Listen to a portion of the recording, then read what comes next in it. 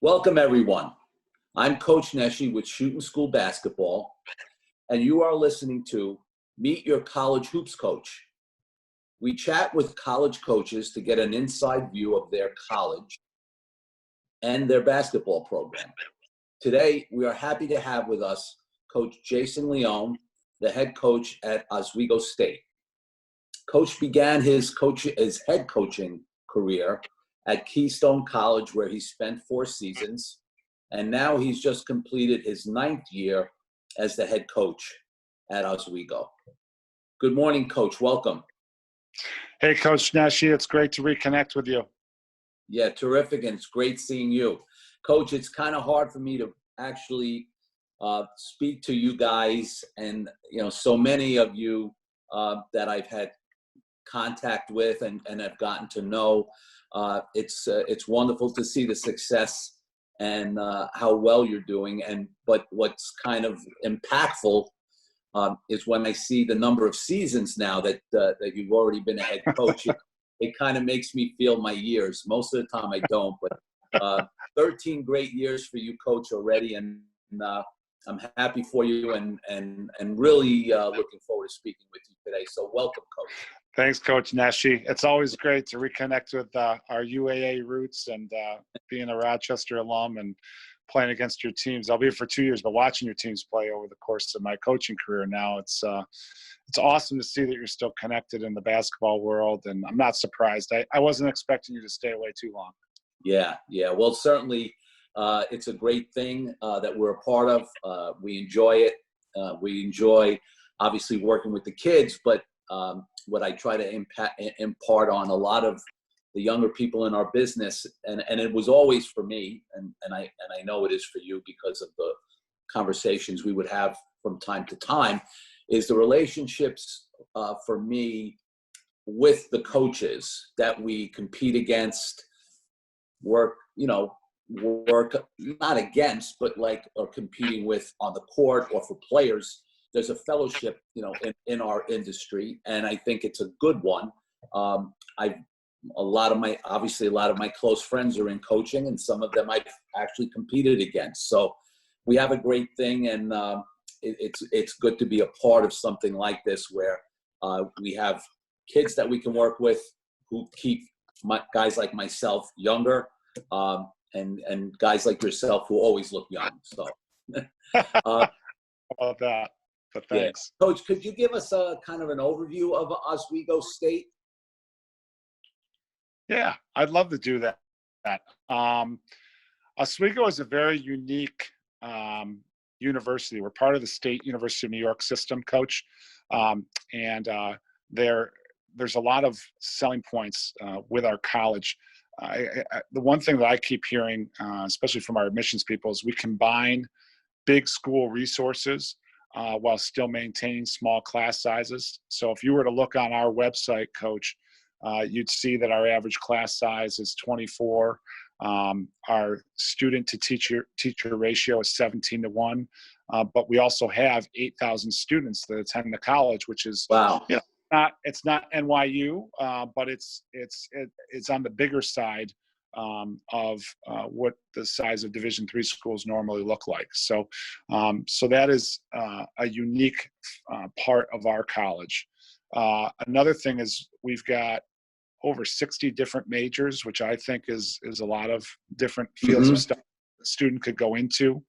And we also have over 20 graduate programs as well. And we have almost 1,000 students that participate in internships / co-ops. So there's a lot of really good things that we can attract students to our college. In addition, we're very centrally located, Coach, so we can get to a lot of different places in the state of New York, which is our primary recruiting footprint. We can get to a lot of places within 3 to 4 hours. So that is also has been very good for us, not only as a college, but as a basketball staff, being able to get to different areas in New York State and get great players and great students. Oswego is actually a city that's a suburb of Syracuse. There's over 17,000 residents. And we're located right on the banks of Lake Ontario. So, the campus is very picturesque. Most people will kid that we also get a lot of lake effect snow. That is accurate. And the rumor that is not true is that there's up in these parts, there's people that say back in the day they used to hold ropes so they wouldn't blow into the lake while they walked to and from class. So I can't attest to that, but no, it's a great place. My brother and sister, who are twins, actually both played basketball there and are alums. Oh, So when the opportunity arose, when I was the head coach at Keystone in Scranton, Pennsylvania, the opportunity arose for me to go back to Syracuse, where I grew up. My wife and I have two young daughters, so we were going to have an opportunity to raise our kids with my brother and sister and their young kids. It was really a no-brainer for me to get back there because it was a place that was a great school, part of the SUNY system, and I felt like we could win and partake in a national type program, which we've been able to accomplish. yes, and Coach, if I'm incorrect, please correct me. But I know that with your 9 seasons, you've had 9 winning seasons, and obviously I know some of them have been terrific high winning seasons. Am I correct in that? All winning seasons? Yeah, actually, one of the things that I had my assistant, because you're getting creative during these times with recruiting, coaches. We put together a little graphic that my assistant put up on Twitter. We actually, in the decade 2010 to 2020 that we just finished, we've had 205 wins during those 10 seasons, which is the most in the East region. So That's we're really awesome. proud. We're really proud of that. I think another big thing with our school coaches, we're able to cast a pretty wide net in recruiting. We've had, some great geographic diversity with our roster, but we've also had kids that have been first-generation college students that have done well for us and graduated and had great careers. We've also had kids that have had between 13 and 1,400 on the SAT that needed us from a financial perspective, because the SUNY schools do provide great return on investment because of our lower cost. Right. Coach, talking more about those many choices for major, what would be some of the ones that are the most popular at your school, and also most popular for maybe your players? Well, we have a very, in terms of rating the SUNY schools, our School of Business is rated the highest. Wow. So when I say School of Business, it's a little atypical, I think, in Division III schools that maybe aren't in like the UAA we have a School of Business. So a lot of schools, at liberal arts colleges might have a business major. One of our calling cards is we have a School of Business with 7 different disciplines that you can go into. We're probably, within our School of Business, most noted for our finance degrees and our accounting degrees. So that, I would tell you, would be probably our most popular major as a college. We have had guys in the basketball program. I would say the majority have been in our School of Business, but we've also had people that have graduated with criminal justice degrees. That's also a popular major. And then our broadcast journalism major is very popular. People that you probably have heard of, and our listeners probably have, Al Roker is a SUNY Oswego alum. He's obviously a very famous personality on the Today Show. In addition to him, Steve Levy and Linda Cohn are graduates of our broadcast journalism major. Yeah. So the business program is very popular, probably the most popular major. So we've got, as I mentioned, a lot of Division III schools don't have schools of business. They'll have a business major or a business economics major. We're very fortunate. We have a business school that is very well renowned within the SUNY system and has 7 different disciplines that you can go into. Our finance and accounting degrees are probably the most popular of the 7. We also have had some guys in our program that have been criminal justice majors. And then our broadcast journalism major is very popular at a national level, Coach. Our listeners probably know the name Al Roker very well. He's a graduate and a very prominent alum. Is that Yeah, he's great, and he's very visible alum too. And then Steve Levy, and Linda Cohn as well. Hmm. They are alums, and the years when we've had some pretty good runs here, Steve Levy has been very gracious and staying connected with me and our program, and will give us some shout outs on his Twitter handle and one time on Sports Center actually. So pretty cool thing to have those people that are alums to be able to go into homes and talk to kids about, hey, if you want to go into broadcast journalism. What about the makeup on your team, coach, as regards to majors?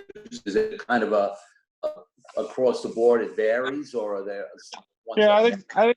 I think it varies, Coach. Like we have, like I mentioned, we have the majority of them are in our business degrees. I think by and large, at most colleges, if schools offer business, I think it's a very common thing to go into. It's funny. All my Staten Island guys that I've had, and there's been 4 or 5 of them. Those guys have all been business majors, and they've gone on to do great things back down at home in Staten Island and in New York City. So, but yeah, I would say by and large, business is the one you'll see the most on our team. But we have had some criminal justice. We've had a couple of guys that have gone on to be teachers. It used to be when I was looking at colleges in the early 90s, myself, you went to a SUNY school if you wanted to be a teacher. And, it's funny. I haven't had that many kids that have come in for whatever reason and studied to be teachers. There's been a couple, but not as many as there was maybe 15, 20 years ago. Mm. And, Coach, you touched on Staten Island, and obviously I know you recruit across the state in a big way. Regarding your recruiting, what, might set you apart from the other SUNY schools that may recruit? And I know you don't recruit exclusively against your other SUNY schools, but I'm sure there's schools that are, that you do recruit against and that you're competing for players. What might be, what's unique about Oswego that you would present to these kids? Yeah. So like anything, Coach, like the reality is the guys that, I'm sure when you recruited, NYU is one of the best schools in the country, in the world. But at some level, you're trying to find guys when you recruited there. Obviously, they're going to be academically inclined, but you still want them to be, they have basketball as a big part of their identity. So one of the things that we try to sell is you're going to play, in the NCAA tournament. The numbers say, since we've been here, every guy that has come here that's been a 4-year player, actually even our transfers, have all played in at least one NCAA tournament. So, so we try to sell the winning, and being able to play it in a national tournament. So that's one thing that I think has set us apart, is that we can say we've never gone longer than 2 years without going to the tournament. The other thing that kind of I think sets us apart is the fact that I think now more than ever, kids are making decisions based on not going into debt after college, and the SUNY schools provide great return on investment. Yes. In particular at Oswego, I'm finding that we're attracting more kids, more student athletes that our academic scholarship money is a little bit greater than some of our opponents in the SUNY system, for whatever reason, and that has been helpful. So in other words, our presidential award, which is the name of our top academic award, is $1,000 greater than some of our competitors. Couple that for a kid that is a full need student, that sometimes can make the difference between a yes or a no in recruiting. And then I think, as I mentioned before, our centralized location allows a lot of kids from a lot of areas to get to our place. They've got to drive past Oswego to get to the majority of our league. And I think that's certainly a great selling point as well. So, but yeah, it's really, I would never call recruiting easy. That'd be blasphemous, but the net we can cast is certainly a little bit bigger than some other folks. Yeah, I chuckle for a second here because you're a veteran now, and but the thing about recruiting is, and my tenure at NYU, it was never a problem with finding kids who wanted to look into NYU and were interested. But what it is, as you know, is, you know, getting them to commit and come, going through the entire process. So the interest part, that was, you know, that is certainly easy, but that doesn't totally equal success in recruiting, because all the parts have to fit, as you know. But to get them interested, and to have your school be one of their top options, that's a start. And then you have to do your best to, you know, to finish that process. But I always also felt, Coach, and I still do, is that luck always plays a little part in recruiting, but you have to put yourself in position to be lucky. There's no question about it. And I guess the best way I can describe it, Coach, is like my first job as a head coach at Keystone. It was a school that just newly turned to 4-year from a junior college, and we couldn't recruit against anybody else. So we recruited in a fashion where we had to find kids from different places, mostly out of region, a lot of first-generation college students.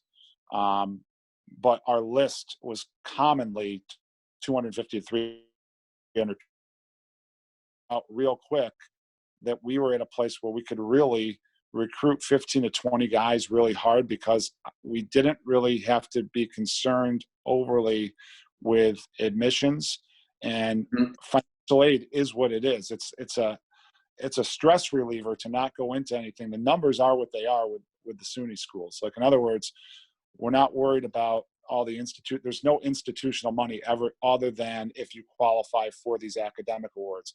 Your Right. EFC, your estimated family contribution, as it appears on the FAFSA, we're going to meet 100% of that need.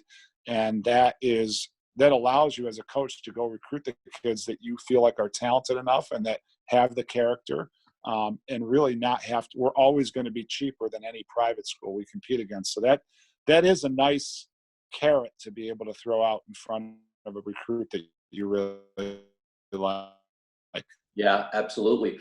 Coach, can you talk a little bit about, you know, for your program, and which, you know, at the level of success that you've had now, I don't know if you've raised the bar, but as regards to the basketball ability level of your recruits, talk to us a little bit about, you know, what a quality player is for your program.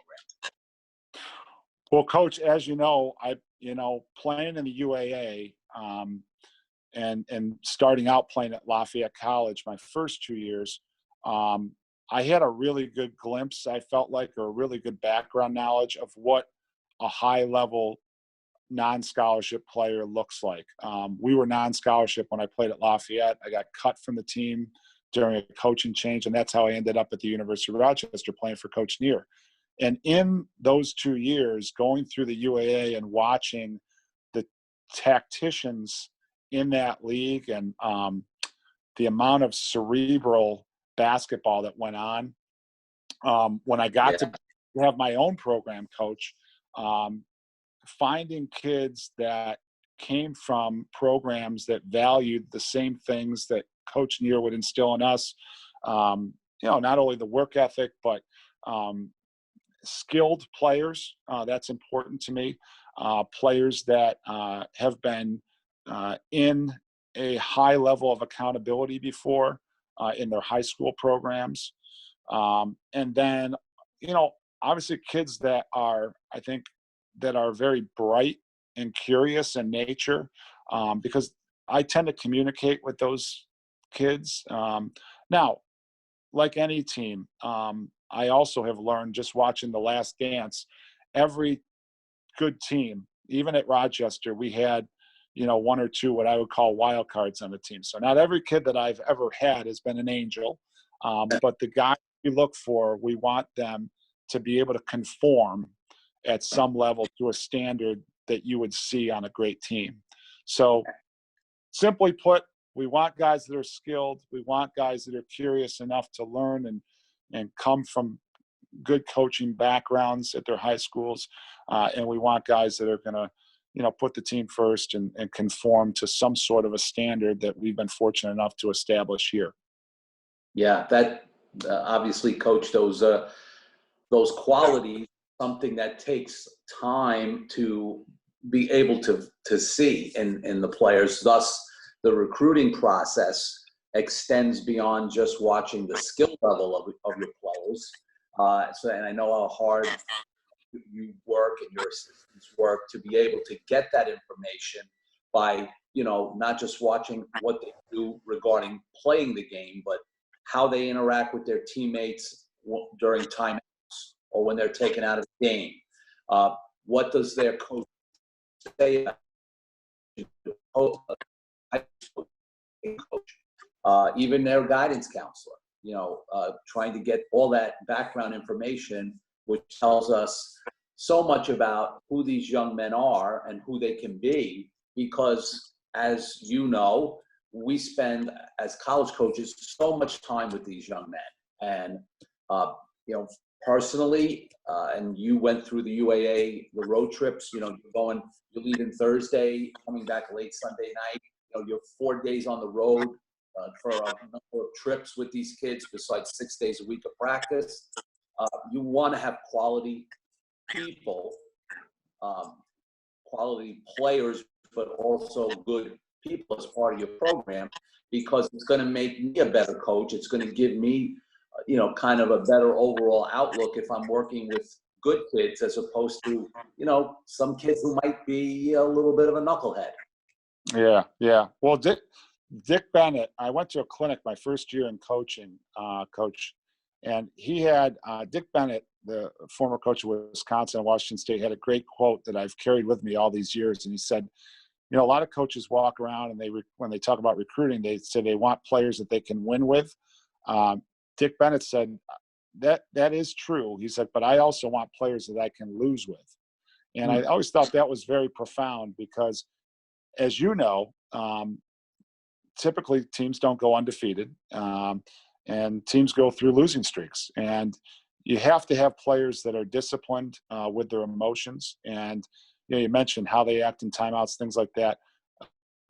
Players that are able to handle losing and not having personal success and being able to still adhere to the format of a team. And I think that's a really important thing nowadays. And like I said, not every kid that every coach has had in their program have been angels. And there's certainly some kids that I've had to work with on that more than others. But by and large, you've got to have a team of guys that when push comes to shove, they do understand what the right thing to do is. And they do understand that above all else, they've got to be able to put the team first in order to win. So those are some things that I think have been very paramount, and just now getting into a second decade of coaching. Wow. Second decade, coach. You're blowing I know. me away. I know. It's crazy. Coach, could you talk to us a little bit about how you navigate the challenges during the season of your players balancing their academic and athletic responsibilities? Yeah, I think that's a great point. One of the things I started doing, so we do, it's very typical in college programs where you do end of the season exit meetings, so to speak, where you recap the season. It's an exercise to get feedback from our players, sometimes from an athletic director. We go through a similar process. And one of the things, quite frankly, that I take the feedback quite seriously. And sometimes coaches may be afraid of, okay, well, what if this, young man challenges me or the program I'm running? And I've never been that way. I kind of always been like, I'm going to use this. It's the players' program. It's their experience. It's got to be well thought out. But, one of the things that I started doing about 4 or 5 years ago is, biweekly meetings. And they're not even basketball in nature out of the season because they can't be. But it's an opportunity, especially the way our campus is set up as a bigger campus. Guys aren't just walking by my office every day. because our campus is a little bigger. So we set up times. Sometimes they're 5-minute meetings. Sometimes they're 30-minute meetings. It's really the kids run the meetings. They come and meet with me on a biweekly basis, and it's an opportunity for us to converse and get to know each other. And if they're older guys in the program, I just get constant feedback from them. I think that is really important. I teach a coaching class on our campus, which I really enjoy doing, Coach. And there's 3 different types of coaches. And the one that is most prevalent nowadays that works with today's student athlete is the cooperative style coach. And, I really try to do my best to include our players in as many decision-making processes as I can as a coach. There's obviously some things that are non-negotiable. I'm not consulting them in the middle of games with what sets or offense or defense we're going to run, although sometimes that might happen. But for the most part, how do we operate during the season? I think it's a program centered around a student-athlete centered approach. It's around communication. And it's around a collaborative method of getting to an end. And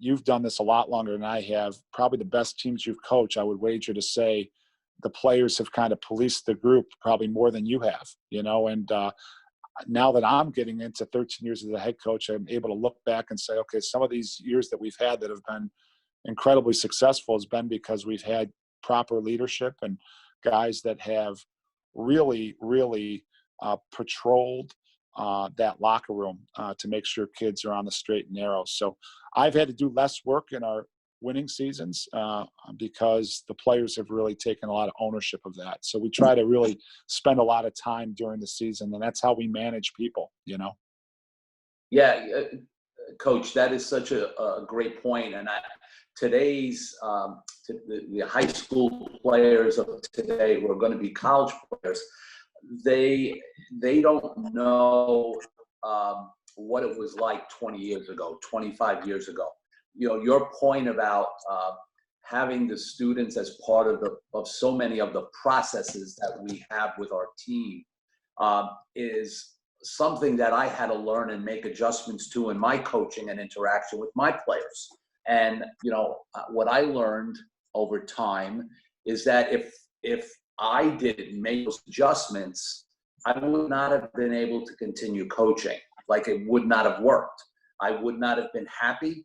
The players wouldn't be happy, and we wouldn't be effective on either end. So, when I first started, I still met with my players, but you didn't meet as often. You just didn't. Also, you wouldn't be having these committees, and like I started having where I had like our senior leadership group. I mean, I started doing all that stuff, and it definitely worked. It made a difference, and that's one of the things I would talk to my fellow older coaches about, was that this was, eye-opening for me, and it really invigorated me. And I learned so much because of that. So that point is great, Coach. But see, younger guys like yourself and younger coaches that are coming into the business, they're already part of that culture. So I think it will be a good thing, like, going forward, I would hope, with most coaches. And I think clearly that's how you have to coach into. Yeah, you've got to be adaptive in nature. The days of being, I mentioned the 3 different styles of coaching. The days of being an authoritarian command style coach in every instance, I think it's very challenging to be successful doing that. And look, we all have our moments where we exhibit an authoritarian model, but it's hard to be that way all the time. And that's fine. I think change is part of education. It's part of teaching. It's part of coaching. And you have to be able to embrace that.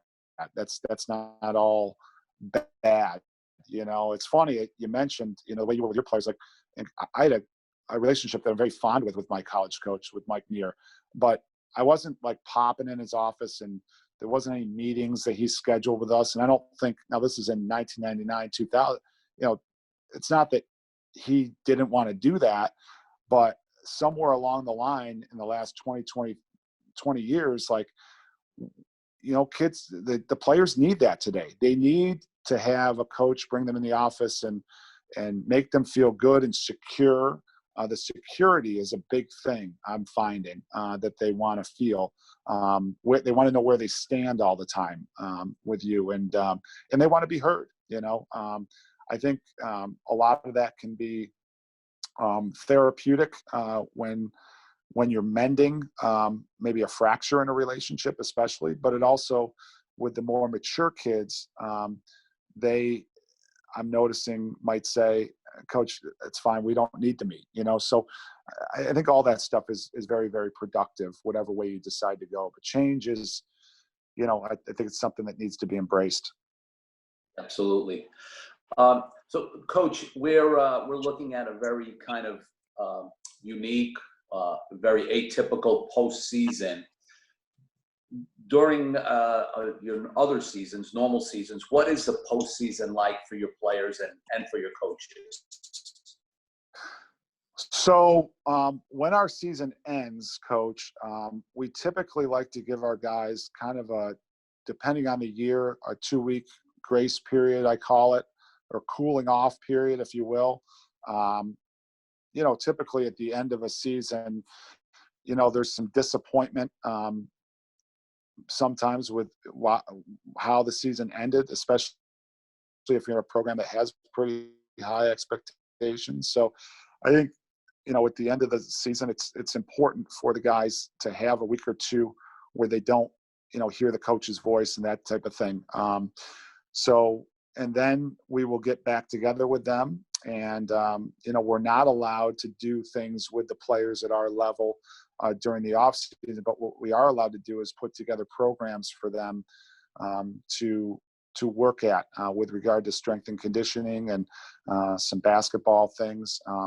One thing that we started doing that was different than when I first became a head coach is we put together unique individualized programs for each player. So we'll meet with each player after that 2-week moratorium and talk to them. It's a collaborative effort.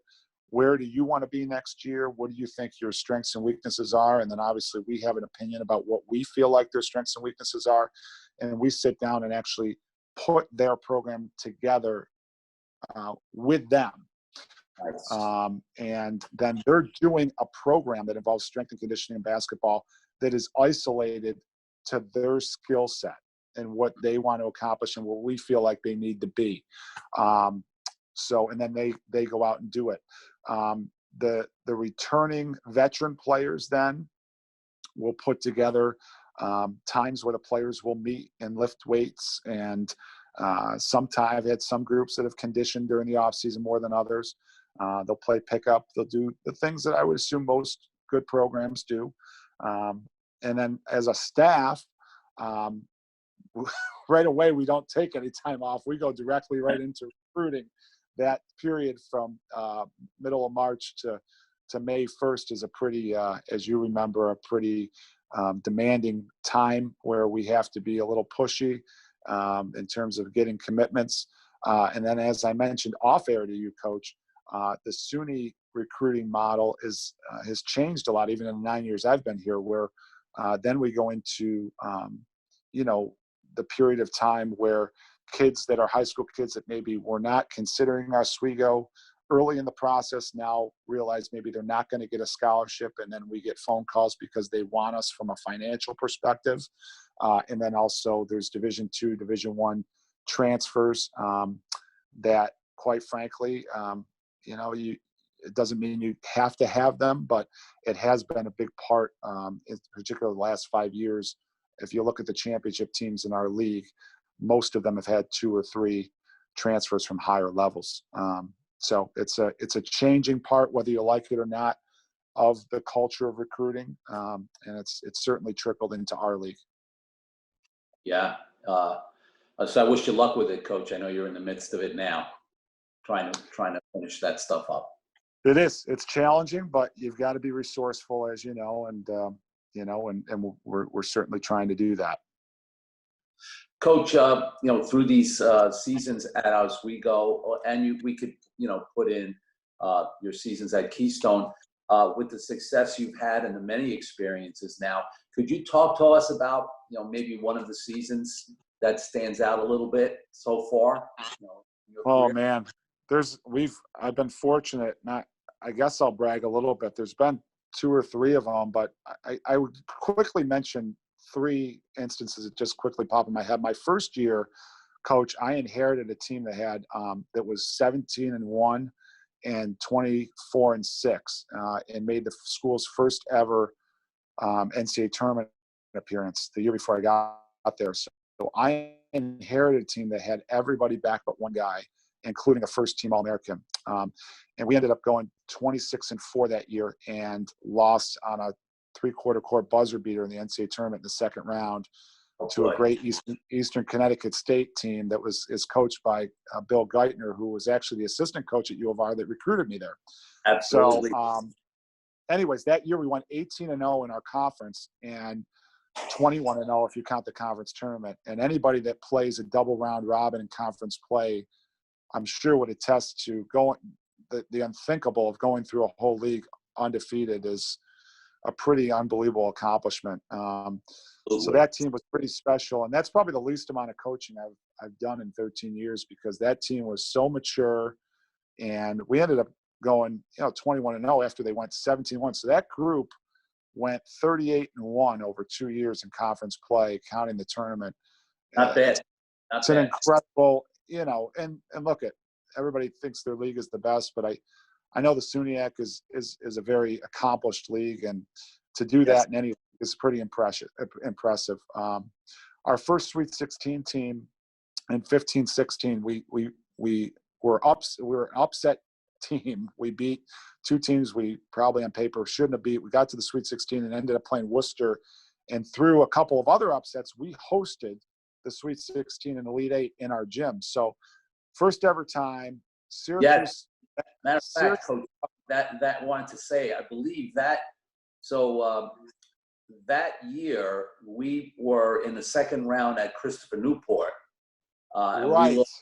We lost by 3. Right.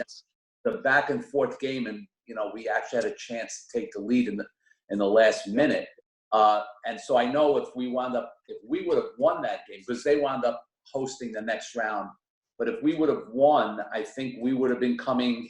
I think we were going to be into your bracket, and as I will tell you, and I'm sure, is that you have to have in the tournament. I think you're always going to have that one moment of truth, and if it goes your way, that's when you can make that long run. Yeah, and we had one of those players during a 4-year period that scored over 2,000 points. This kid Brian Sortino, who was as good as anybody, and he was a guy that he was a point guard, and he was 6'4", and he could finish at the rim, and he shot over 40 from 3.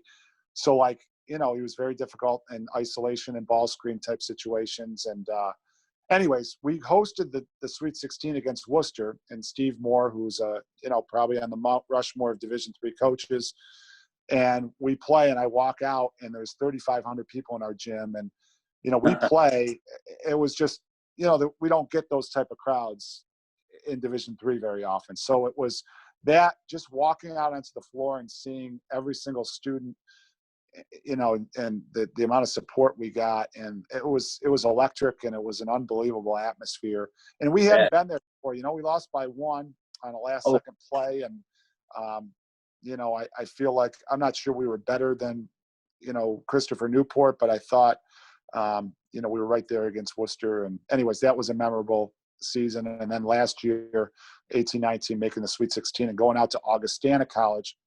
I don't know how much the listeners know about that program, but you go out to the Midwest, and we played in this similar situation, 3,000 people, and the thing was sold out. And we played, it was us, Augustana, Wheaton, and Marietta College. And the bodies and the physicality, I had seen that playing in the UAA, but our guys, we don't see that every night in the SUNYAC. And playing in that atmosphere was a great opportunity for our guys to see how good the Division III level really is at the highest level. Yeah, that's awesome, Coach. the information and the picture you've been able to paint about Oswego, I think, is going to be a great resource, for the young men and their families that are going to start going through the college process. And I know you've had some success already on Staten Island as regards to your recruiting. And I know, with our following on Staten Island, this has to be an option for all the young men to take a look at. I think, what Oswego can provide on the academic side, the potential, as well as playing in a top-notch basketball program for someone like yourself is a tremendous opportunity and definitely needs to be looked at.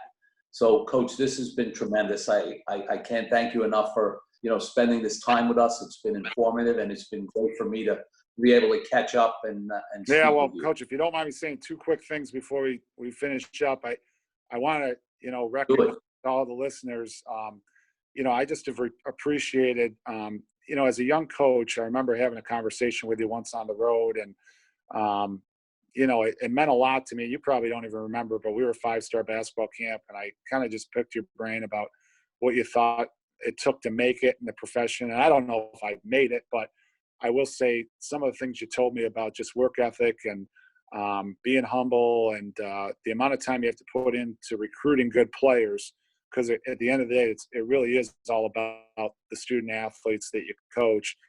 That's what makes a good program. And I always appreciated that. And it wasn't a long conversation, but it was very, just succinct and simple in nature. And that it always stuck with me. And it's great to see you doing what you're doing. And I appreciate you thinking of me.